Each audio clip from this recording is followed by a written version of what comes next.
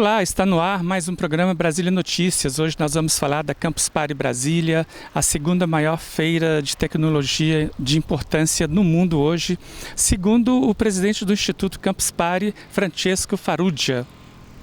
Sabia que na Câmara dos Deputados está rolando aqui para votação em regime de urgência o projeto 459/2017? É um projeto de lei complementar que legaliza a securitização de créditos. Que bicho é esse? Quem vai explicar melhor é Maria Lúcia Fatorelli, da Auditoria Cidadã da Dívida, daqui a pouquinho.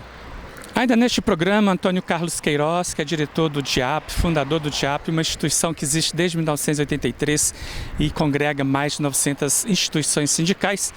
Ele vai falar aqui do cenário de 6 meses de governo Bolsonaro e de 6 meses deste ano da atuação do Congresso Nacional. Novas manifestações vão rolar aqui na Esplanada dos Ministérios no dia 12 de julho. Uma manifestação dos estudantes, é o Congresso da União Nacional de Estudantes, que estará sendo realizado em Brasília, juntamente com o movimento sindical. É a luta na rua em defesa da educação, de mais verbas para a educação e também contra a reforma da Previdência. A reforma da Previdência do Paulo Guedes pretende economizar 1 trilhão. Porém, se taxar riqueza, criar IPVA para barcos, embarcações e helicópteros no Brasil, e mais taxar também as grandes fortunas e heranças, o Brasil poderia arrecadar nos mesmos 10 anos, ao invés de 1 trilhão, 1 trilhão e 400 bilhões. Vocês vão ver mais daqui a pouco. A 101ª mudança na Constituição Brasileira de 1988 beneficia policiais militares e corpos de bombeiros.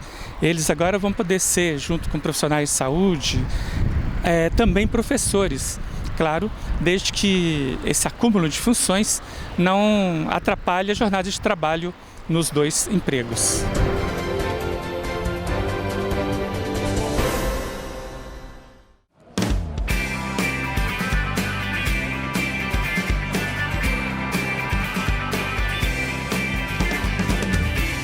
A Campus Party Brasília, realizada no estádio Mané Garrincha, é a maior imersão tecnológica do mundo da internet das coisas, blockchain, cultura maker, educação e empreendedorismo. A Campus Party chegou ao final depois de mais 350 horas de atividades, 300 palestrantes, 200 palestras e 110 workshops, ostentando grandes resultados de participação e engajamento. 9 mil campuseiros, sendo 3 mil acampados e mais de 100 mil pessoas presentes na Open Campus, no espaço gratuito do evento, nos seus 5 dias de funcionamento aqui em Brasília, 19 a 23 de junho.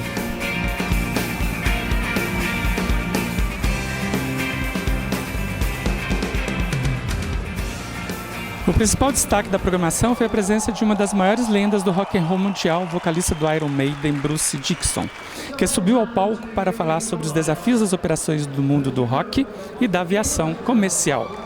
O roqueiro falou também de compatibilidades e como estes universos têm similaridades. Ao final, ele prometeu lançar a cerveja The Trooper no Brasil, que é a cerveja do Iron Maiden. Fique agora com a entrevista que fiz com o presidente do Instituto Campus Party, o Francesco Farrugia, um italiano que ama o Brasil e adotou o Brasil e hoje realiza este evento no Brasil, que é um dos maiores do mundo em tecnologia. Qual a sua avaliação desse sucesso da Campus Party em Brasília? Maravilhoso, porque quando a gente pensou a primeira vez, fomos convidados a fazer a campus aqui em Brasília, a gente tinha uma percepção de que Brasília é uma cidade mais orientada à questão burocrática ou da administração pública e que não tinha um nexo muito grande com a economia digital. E foi uma surpresa muito grande que hoje estamos na 3ª Campus Party, e é a segunda maior do mundo, a segunda maior do Brasil depois de São Paulo, mas São Paulo é 14 anos que nós fazemos a campus lá. E temos 9.000 campuseiros e mais de 100.000 pessoas na parte open. Então, para que você tenha uma ideia, São Paulo são 90.000 pessoas e é uma cidade que tem 20 milhões de habitantes. E aqui tivemos em 2 dias a mesma quantidade de visitantes na parte aberta que em São Paulo em 5 dias. Então é uma surpresa e é uma surpresa agradável. E essa sua empatia com a juventude brasileira, com as crianças, que os jovens, eu tenho 2 filhos, um faz mecatrônica, o outro faz engenharia de software na UNB e só saem daqui 4 da manhã. A empatia é porque eu agradeço a eles que me fazem jovem, que me dão energia, que me ensinam. Nós velhos temos que ter a humildade de aprender deles, porque eles sabem mais que nós. Cosa que isso não forma parte de nosso mindset, de nossa maneira de pensar. Nós pensamos que temos que ensinar a eles, e eles sabem mais que nós. E essa humildade para aprender de los jovens, los velhos, les cuesta a los profesores de universidade, a los rectores de universidade, a los professores de escola, a los maestros. Tem dificuldade de entender que hoje a garotada aprende sozinha, é a primeira vez que os filhos e os netos ensinam aos pais e aos avós. E isto por milhões de anos foi o contrário. Se você usa WhatsApp é porque um jovem te ensinou a usar WhatsApp. E a ele quem ensinou? Ninguém, ele aprende. E por que, na sua opinião, existe um vácuo entre o governo brasileiro, os governos dos municípios e os governos estaduais na conversa com essa juventude? Eu sinto que os governos não conversam com essa galera. Eu acho que não é um problema brasileiro, é um problema do mundo. É decir, nós estamos numa mudança de paradigma. Estamos saindo de uma era industrial para entrar em uma era digital. E os governantes são da era industrial. Então pensam de maneira industrial, não entenderam como é o mundo digital. E então se cria essa brecha. Mas são muito melhores que nós. Nós não tínhamos consciência ecológica, esto tem consciência ecológica. Não tínhamos consciência, não tínhamos sensibilidade social. Eles têm sensibilidade social, eles sabem que tem que mudar o mundo, que o mundo não está andando na direção justa. E eles sabem que tem essa missão de mudar o mundo. E como é que o senhor encara esse novo paradigma como uma oportunidade de políticas públicas voltadas para o desenvolvimento sustentável a partir da economia criativa? A ver, não é fácil. É decir, eu não quero ser ministro do trabalho quando não vai haver mais trabalho. Si não é também o poder executivo, é decir, o governante, tem um problema que é a contingência. Se lhe morre a gente em um hospital, tem que resolver o problema do hospital. Tem problema de segurança, tem problema de narcotráfico, tem problemas contingentes que ele tem que resolver. E se não resolve, o mesmo mecanismo democrático é perverso, porque se ele não resolve, não vai ser votado e não vai continuar a governar. Isso deixa muito pouco espaço à energia, aos recursos humanos, ao recurso econômico, a planejar, a poder criar mecanismos novos. Então, eu não acho que o poder executivo tenha que ter essa missão. Acho mais que o poder legislativo teria mais essa missão. Eu acho que os deputados e os senadores deveriam chamar a garotada e dizer que lei temos que fazer, como que entender esse mundo novo que está crescendo para ir criando os pressupostos legais, burocráticos, para que isso seja mais fácil. O senhor recomendaria alguma tática, alguma estratégia para os nossos governantes de como aproveitar isso que o Paulo falou, essa inteligência da garotada e a tecnologia, a ciência? A ver, nós temos a sorte de ter um bom ministro de Ciência e Tecnologia. Hoje, porque é um técnico, porque é um cara que é um cientista, é um astronauta, é um cara que estudou. Então, nós temos a sorte de ter um técnico em um lugar clave.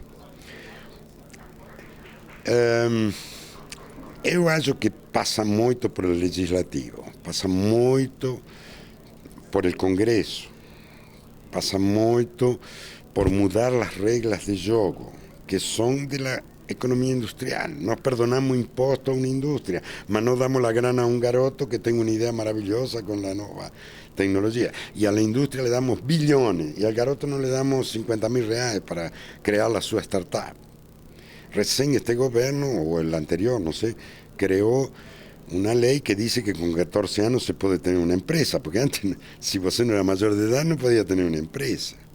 Então, estas são as coisas que tem que mudar. Tem que mudar, digamos, o ecossistema que permite que essa energia se desenvolva. E é positivo também porque a economia digital empodera a los que menos têm. Antes, se você não ia numa universidade privada ou não privada, uma universidade do norte do mundo, você não estava em Harvard ou na Sorbonne, você não mudava o mundo. Hoje um garoto do interior de Goiás pode mudar o mundo. Por quê? Porque tem acesso ao mesmo conhecimento que tem o garoto de New York, o de Londres ou o de Argentina. Então, isto é democrático, isto é uma grande força. Nós hoje vamos ter uma juventude muito mais preparada que o que era a juventude da Revolução Industrial ou da época industrial. Eu quero agradecer a Brasil, porque hoje Brasil abraçou a Campus Party. Nós temos 10, 8 Campus Party em giro para o Brasil. Você vê a energia que tem. Claro, a Campus Party é um evento mundial, vai desde Singapura, Canadá, Estados Unidos, México, Argentina, África, Europa. Mas aqui é onde eu acho que mais conseguimos resultados concretos. Assim, o brasileiro é resiliente. O brasileiro não lhe importa quem está no governo, eu falo da juventude. Ele vai, ele se vira, ele tem espírito empreendedor. Então, tudo isso, se você cria a oportunidade, os resultados, os retornos são muito grandes. Então, eu estou só agradecido à garotada brasileira que nos acompanha, nos cria esse sucesso. Isso é dele, não é nosso. Nós só fazemos acontecer, mas depois que isso tenha os resultados que tem, é mérito da garotada.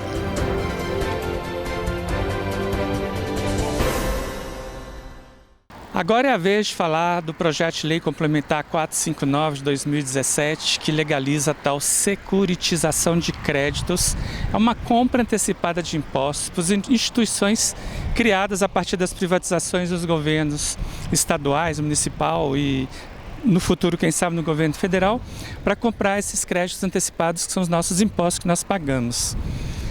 Os deputados receberam uma interpelação judicial, todos 513, da Auditoria Cidadã da Dívida, mostrando a eles que, se aprovarem esse projeto, vão ser responsabilizados pelos votos, no futuro, se tudo der errado e prejudicar o Estado brasileiro.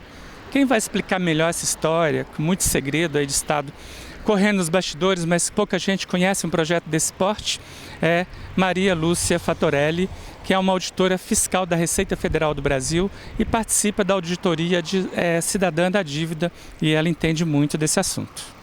Maria Lúcia, me conta um pouco essa interpelação judicial dos deputados que vierem a votar a favor da reforma da Previdência. O que vocês já estão alertando? Olha, essa foi uma iniciativa de várias entidades que apoiam a Auditoria Cidadã da Dívida. Nós conversamos sobre isso, porque aqui no Brasil nós não temos nenhum mecanismo de controle de voto. Parlamentares votam, muitas vezes recebem até vantagens, liberação de emendas, por exemplo, não é? E depois, se aquele projeto é nocivo para a sociedade, nocivo para o país, isso fica por isso mesmo.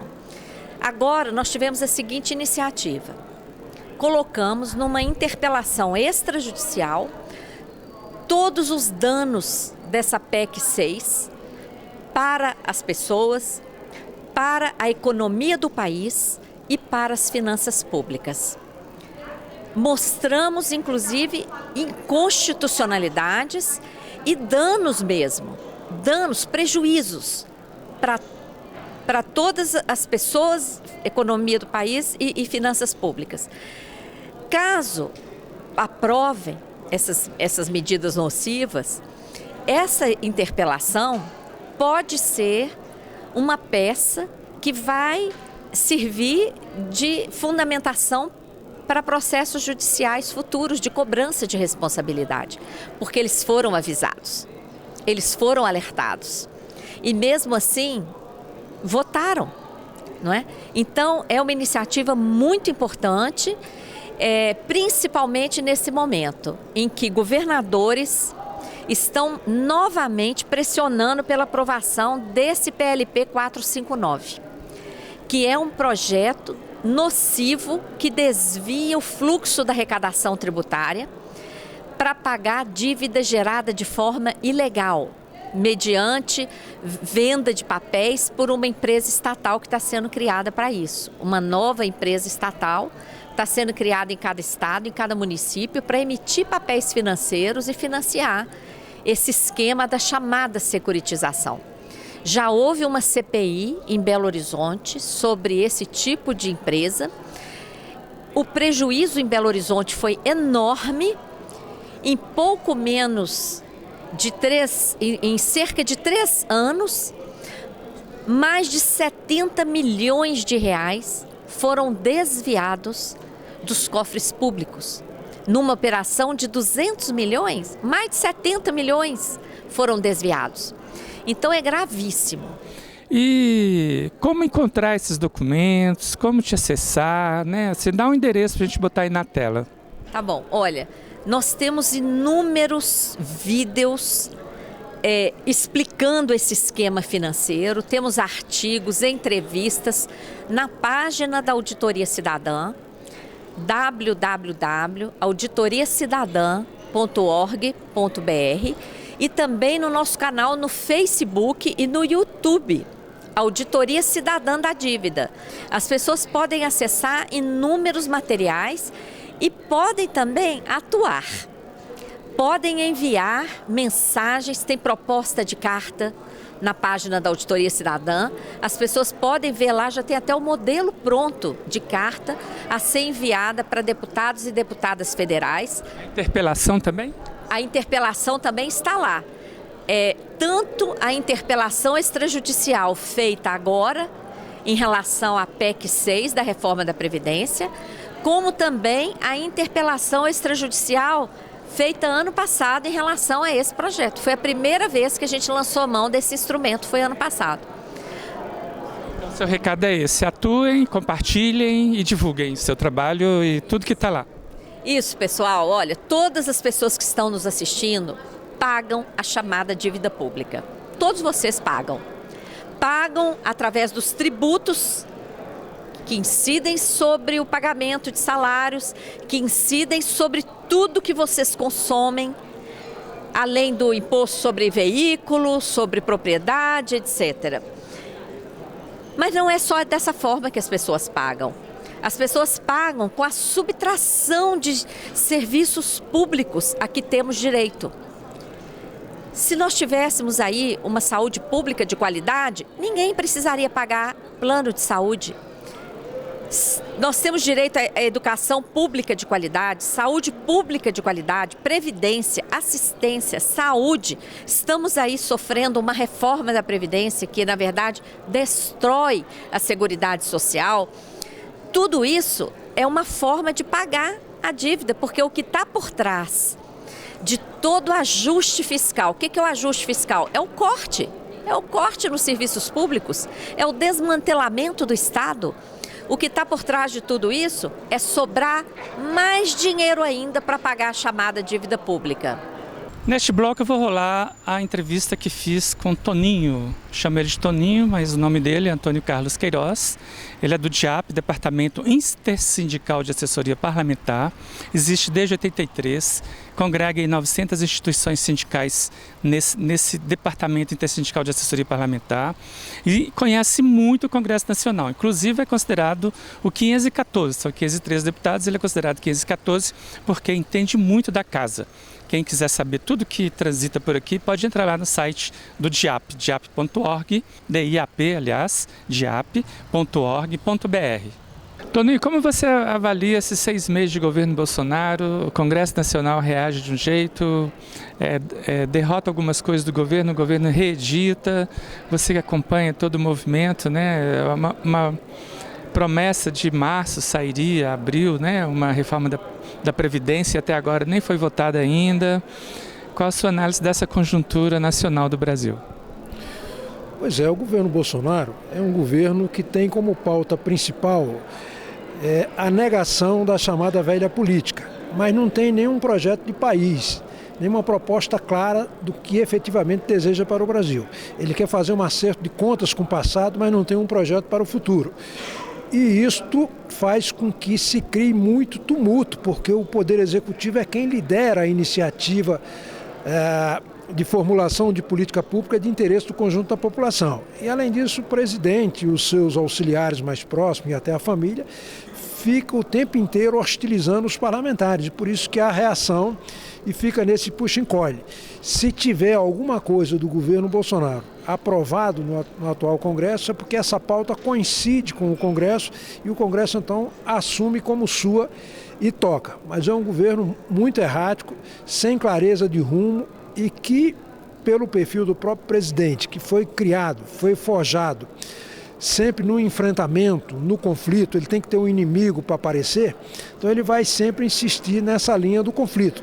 E governo não existe para fazer conflito, o governo existe para fazer consenso e viabilizar propostas que atendam ao conjunto da população. Então ele aponta os supostos erros dos governos anteriores, mas não tem nenhuma proposta para substituir aquilo que ele considera erro. E é por isso que o governo não avança. Passados 6 meses, o balanço é absolutamente pífio, fora o encaminhamento da proposta de reforma da Previdência e os decretos sobre arma é muito pouco o que a gente pode lembrar do que efetivamente foi proposto e nada relevante do ponto de vista do interesse da maioria da população, especialmente aquela mais vulnerável, mais pobre. Como que você avalia, do ponto de vista da política brasileira, a importância de uma TV comunitária por satélite, a primeira do mundo, sem nenhuma experiência, mas assim, como o DIAP presta uma assessoria parlamentar aos sindicatos que movimenta o país, né, o movimento nacional, principal braço do movimento popular no país, como que você faz essa sua avaliação de uma comunicação dessa? Acho extremamente oportuna, importante que se tenha espaço para uma televisão com caráter público, como é a TV comunitária, e com esse nível de alcance que passou a ter mais recentemente. E isso é fundamental porque você cria uma alternativa aos veículos comerciais e aos veículos oficiais. Os oficiais defendem, têm um viés ideológico, os comerciais têm a linha de defesa da economia de mercado, né, dos anunciantes, dos patrocinadores. E uma TV independente, pública, ela tem o objetivo de ouvir o interesse da população, que pode tanto tratar de matérias que digam respeito a iniciativas governamentais, como de matérias de interesse da oposição a esse governo. De modo que é um espaço extremamente importante que pode ouvir vozes que não estão engajadas nesse ou naquele projeto em particular. E, portanto, traz uma visão mais arejada, mais independente, e, eventualmente, por que não dizer, mais engajada e mais comprometida, mais com o interesse da população, dos movimentos organizados. E como encontrar o DIAP? E eu nem sei dizer hoje quantos anos tem, e um material riquíssimo para consulta, quem quiser conhecer um pouco mais do que faz o DIAP, da importância do DIAP, onde consultar e dar o serviço para nós. Pois é, o DIAP é o Departamento Intersindical de Assessoria Parlamentar, é uma entidade que foi criada, é mantida e dirigida por organizações sindicais de trabalhadores, que produz um vasto material de formação política, um vasto material de instrução de ação para a cidadania, de avaliação do parlamento e que tem um portal com todas essas publicações, mais de 20 ao todo, livre, aberta a qualquer um para que tenha acesso, basta acessar o portal www.diap.org.br. Lá vai encontrar um material extremamente útil para a formação política, para a conscientização política e para a defesa do interesse nacional. Então, um material vasto, extremamente útil, que é de domínio público, ou seja, está aberto a quem quiser ter acesso. Só na série Cartilhas, nós temos lá pelo menos 20 cartilhas sobre os mais variados temas, sobre noções de política e cidadania no Brasil, movimento sindical, o que é, para que serve, como funciona, instituições políticas e suas instituições, reforma política, né, políticas públicas de ciclo orçamentário, enfim, um conjunto de matérias extremamente útil para a formação política do povo brasileiro. O ministro Paulo Guedes promete economizar 1 trilhão com a reforma da Previdência, mas eu vou mostrar com outros projetos que transitam na Câmara Federal e no Senado Federal, que poderia arrecadar até muito mais se tomasse outras medidas, e não com a reforma da Previdência, que vai prejudicar a pobreza brasileira. Muitos municípios também vão falir por falta dos recursos que a Seguridade Social, a Previdência Social, repassa para quem mora nos municípios. O governo brasileiro poderia economizar esse 1 trilhão se o Congresso aprovasse os seguintes projetos: o PLC 130 de 2012, o PL 1485 de 2015 e o PLP 343 de 2013. Eles possibilitam a arrecadação de 141 bilhões por ano pelo governo brasileiro a partir de cobrança de impostos sobre grandes fortunas, taxação de lucros e heranças e cobranças de PVA de aviões e embarcações de passeios. Você sabia que o helicóptero de Neymar, que custa 45 milhões, não paga IPVA? E quem compra uma motinha 125 cilindradas para sustentar sua família entregando pizza, paga IPVA. O Congresso Nacional acaba de lançar a Frente Parlamentar Mista em defesa da reforma tributária cidadã. Este assunto que eu acabei de falar em cima, agora mesmo, sobre novas taxações de riqueza, IPVA, etc., com certeza estará na pauta do povo brasileiro dentro do Congresso Nacional, logo após a reforma da Previdência. A reforma tributária será a reforma da vez. Vem aí novas manifestações na Esplanada dos Ministérios, dia 12 de julho. A União Nacional dos Estudantes realizará congresso em Brasília e terá nova marcha dos estudantes juntamente com o movimento sindical. É a luta nas ruas em defesa da educação e contra a reforma da Previdência.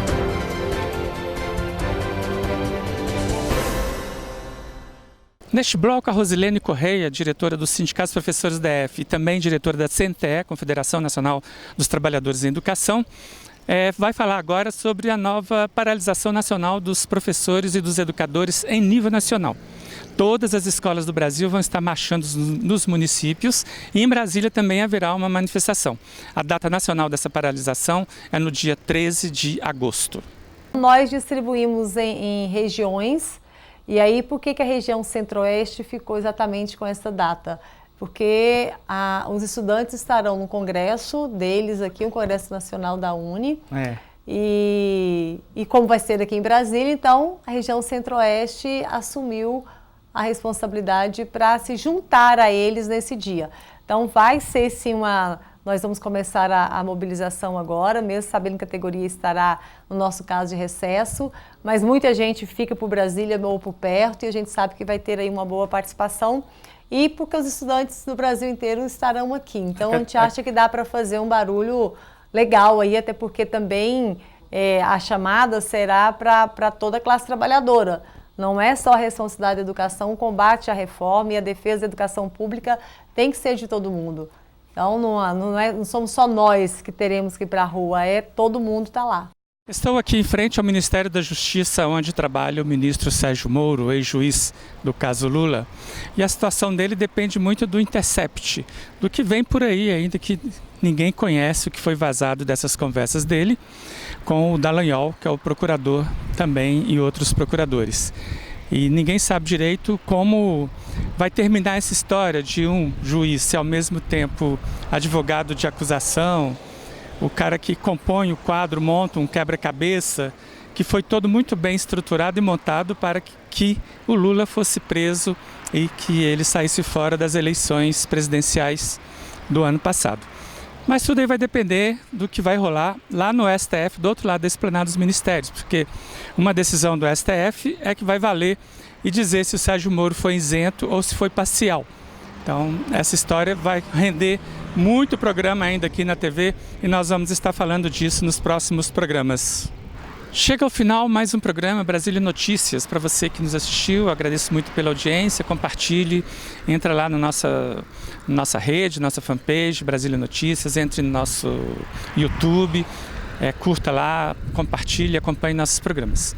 E também fique aqui nessa TV Comunitária do Brasil e valorize esse canal plural de diversidade do povo brasileiro, das TVs comunitárias do Brasil, das 120 emissoras comunitárias que lutam para se manter no ar, com muita garra, com muita disposição e com seus dirigentes que merecem todo o nosso aplauso. Um grande abraço e muito obrigado pela sua audiência.